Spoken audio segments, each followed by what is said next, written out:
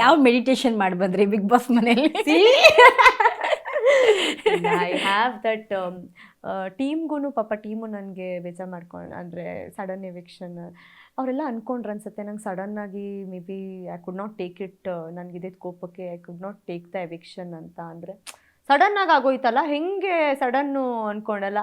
I was like ಆ ಲೆವೆಲ್ಗೆ ಕಲ್ತಿದೆ ಜಾಗ. ನಾನು ಮುಂಚೆ ಆಗಿದ್ರೆ ನಿಜ ಹಂಗೆ ಮಾಡ್ತಾ ಇದ್ನೇನು. ಕಲಿಸಿರೋ ಜಾಗ ಅದು. ಬುದ್ಧಿ ಹೇಳಿ ತಿದ್ದಿ ಹೇಳಿದೆ, ಕಲ್ತ್ಕೋಬೇಕಲ್ವಾ. ಆಮೇಲೆ ಪಾಪ ಸುದೀಪ್ ಸರ್ ಅವ್ರು ಅಷ್ಟೊಂದು ಮಾರಲ್ ಸಪೋರ್ಟ್ ಕೊಟ್ಟಿದ್ದಾರೆ. ಅವ್ರ ಆಶೀರ್ವಾದದಿಂದ ನಾನು ಇಲ್ಲಿ ಕುತ್ಕೊಂಡು ನಿಮ್ಮ ಜೊತೆ ಮಾತಾಡ್ತಾ ಇದ್ದೀನಿ ಅಂದಾಗ ಅದಕ್ಕೊಂದು ಬೆಲೆ ಕೊಡಬೇಕಲ್ವಾ. ಅದಕ್ಕೇ ಅವ್ರ ಮಾತು ನಿಮ್ಮನ್ನ ಹಾಗೆ ಬದಲಾಯಿಸುತ್ತೆ ಅನ್ಕೋತೀನಿ. ಪ್ರತಿ ವಾರ ಒಂದಿಷ್ಟು ಅಲ್ವಾ? ಅವ್ರ ಆಶೀರ್ವಾದದಿಂದ ಆಶೀರ್ವಾದ ಅನ್ನೋದಕ್ಕಿಂತ ಓಕೆ ಅದು ಸ್ವಲ್ಪ ಜಾಸ್ತಿ ಆಗ್ಬೋದೇನೋ ಆಶೀರ್ವಾದ ಅನ್ನೋದು.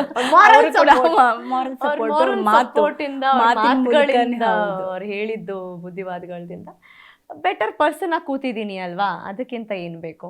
ಹೊರಗಡೆ ಬಂದಿರೋದು ಮ್ಯಾಟರ್ ಎಷ್ಟಾಗುತ್ತೆ ಅಂದರೂ ಬದಲಾವಣೆ ಆಗಿ ಬಂದಿದ್ದೀನಿ ಅನ್ನೋದು ತುಂಬ ಮ್ಯಾಟರ್ ಆಗುತ್ತೆ.